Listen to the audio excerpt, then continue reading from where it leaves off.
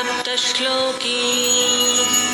शिव उवाच देवी त्वं भक्तसुलभे सर्वकार्यविधायिनी कलौ हि कार्यसिद्ध्यर्थमुपायं ब्रूहि यत्नतः।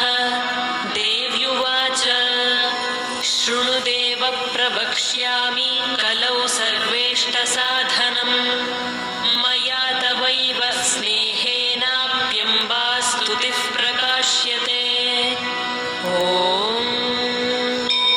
अस्य श्रीदुर्गा सप्तश्लोकी स्तोत्रमहामन्त्रस्य नारायण ऋषिः अनुष्टुप् छन्दः। श्रीमहाकाली महालक्ष्मी महासरस्वत्यो देवताः श्रीजगदम्बा प्रीत्यर्थे पाठे विनियोगः। ज्ञानिनामपि चेतांसि देवी भगवती हि सा बलादाकृष्य मोहाय महामाया प्रयच्छति। दुर्गे स्मृता हरसि भीतिमशेषजन्तोः स्वस्थैः स्मृता मतिमतीव शुभान् ददासि। दारिद्र्यदुःखभयहारिणि कात्वदन्या सर्वोपकारकरणाय सदार्धचित्ता सर्वमङ्गलमाङ्गल्ये शिवे सर्वार्थसाधिके शरण्ये त्र्यम्बके गौरि नारायणि नमोऽस्तु ते।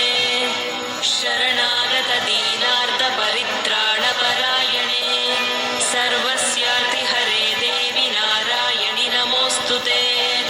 सर्वस्वरूपे सर्वेशे सर्वशक्तिसमन्विते भयेभ्यस्त्राहि नो देवि दुर्गे देवि नमोऽस्तु ते। रोगानशेषानपहंसि तुष्टा हृष्टा तु कामान् सकलानभीष्टान् त्वामाश्रितानां न विपन्नराणां त्वामाश्रिता ह्याश्रयतां प्रयान्ति। सर्वाबाधाप्रशमनं त्रैलोक्यस्याखिलेश्वरी एवमेव त्वया कार्यमस्मद्वैरिविनाशनम्। ज्ञानिनामपि चेतांसि देवी भगवती हि सा बलादाकृष्य मोहाय महामाया प्रयच्छति।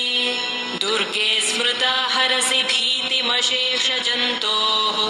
स्वस्थैः स्मृता मतिमतीव शुभान् ददासि।